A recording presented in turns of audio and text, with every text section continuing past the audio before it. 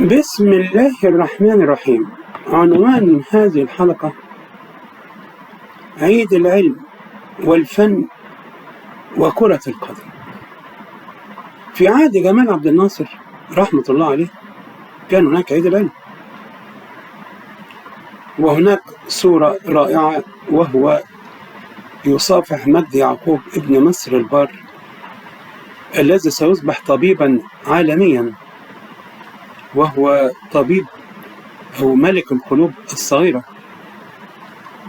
فعيد العلم شيء رائع. وفي عهد السادات قال عيد الفن.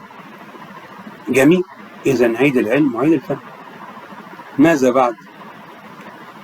المصريون عاطفيون، هذه حقيقة.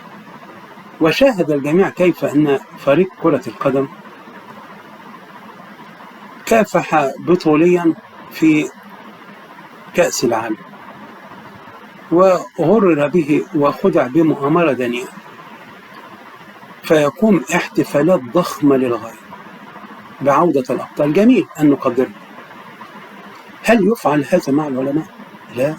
لا يفعل هذا مع العلماء.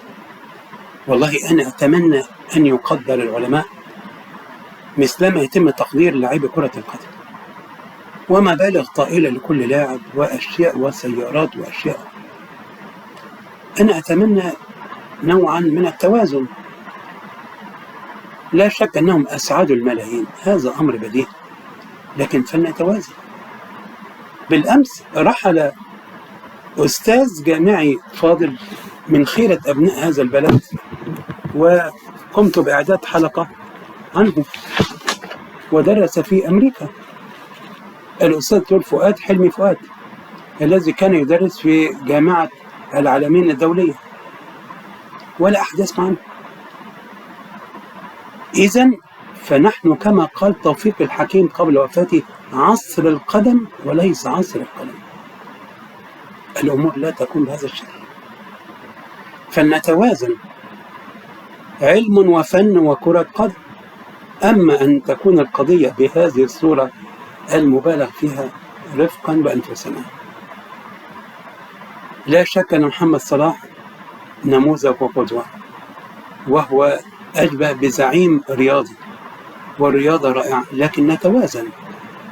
من غير المعقول أن يرحل عالم لا نعرف عنه إلا القليل، وإذا قام لاعب كرة قدم بهدف في شباك الفريق الآخر، الدنيا تنقلب.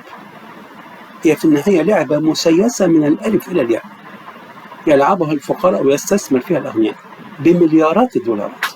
ورأينا كيف أن القضية ليست تحكيما، وإنما مؤامرة صغيرة للغاية. أنا أطالب بالتوازن بين عيد العلم وعيد الفن والرياضة. شكرا جزيلا.